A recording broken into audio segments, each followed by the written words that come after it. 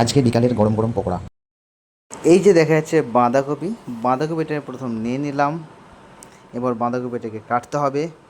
তোমার যতটা পরিমাণ বাঁধাকপি লাগবে তুমি ততটা বাঁধাকপি নিও। এবার আমি ভালো করে কেটে নেবো,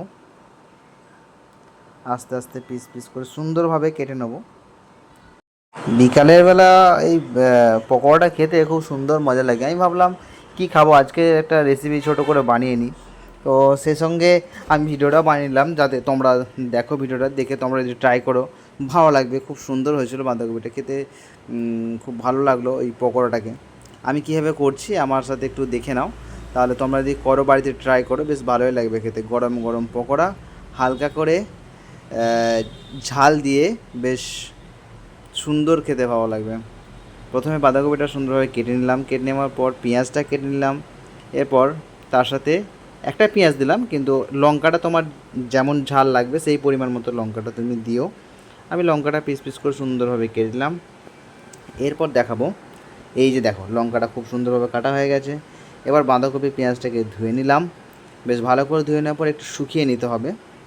শুকিয়ে নিতে পারো না নিতে পারো, কোনো ব্যাপার না ওটা, কিন্তু বাঁধাকপিটা ভালো করে ধুয়ে নেবে। এরপর আমি তার মধ্যে বেসন দিয়ে দিচ্ছি একটা পাত্রে বেসন তোমার যতটা প্রয়োজন লাগবে, তুমি যেমন খাবে তোমার লোক অনুযায়ী সেভাবে তুমি বাঁধাকপিটা দিও, কেটে নিও। তার সাথে এই বাঁধাকপিটা যেমন কাটবে তার পরিমাণ অনুযায়ী বেসনটাও দিতে হবে। এটা খাবার সোডা দিয়ে দিলাম একটু, এর সাথে লবণ মিশিয়ে দিচ্ছি, লবণটা দিয়ে দিলাম। এবার লবণটা এই সোডাটার সাথে একসাথে ভালো করে জল না দিয়ে ভালো করে মিক্স করে নিতে হবে। এবার আমি মিক্স করে নিলাম। এবার বাঁধাকপিটা অ্যাড করে দিলাম আর পেঁয়াজ কুচোনোটা ভালো করে মিক্স করতে হবে। জল দেওয়ার আগে এটা আগে মিক্স করতে হবে খুব সুন্দরভাবে।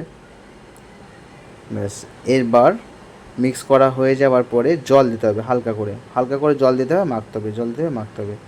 দেখবে আস্তে আস্তে সুন্দরভাবে মাখানো হয়ে যাবে। এই যে দেখো দেখা যাচ্ছে সুন্দরভাবে মাখা হয়ে গেছে, কত সুন্দর লাগছে দেখো।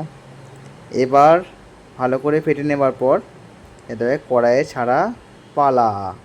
এবার আমি তেল গরম করতে দিয়ে দিয়েছি, দেখাবো আমি। দেখো এটা বেশ খুব সুন্দর হয়ে গেছে। এবার তেল গরম করে তেলেতে ছাড়তে হবে। চলো দেখাই। দেখো কড়াইয়ের মধ্যে তেল দেওয়া হয়ে গেছে। ব্যাস, তেলটাও গরম গরম ছিল একদম। তেলটা ভালো করে গরম হওয়ার পরে ছাড়তে হবে কড়াইয়ের মধ্যে। এটা আস্তে আস্তে ছাড়তে হবে যাতে হাতের মধ্যে তেল না লেগে যায়। গরম তেল লেগে গেলে কিন্তু প্রবলেম হয়ে যাবে একটু। বেশ সুন্দরভাবে আস্তে আস্তে অনেকগুলো ছেড়ে দিলাম। তেলটা একটু বেশি করে দিও, তবে বেশ ফুলো ফুলো হবে। এই দেখো একদম খুব সুন্দরভাবে হয়ে গেছে, ব্রাউন কালারের মতো হয়ে গেছে, বেশ ভালো লাগছে গরম গরম, একদম মুচমুচে। সস আর কাসুন্দি দিয়ে দিলাম তার সঙ্গে। ও নো, হেভি লাগছে খেতে, টেস্ট একদম খুবই সুন্দর লাগলো টেস্ট। তোমরা পারলে একটু ট্রাই করো।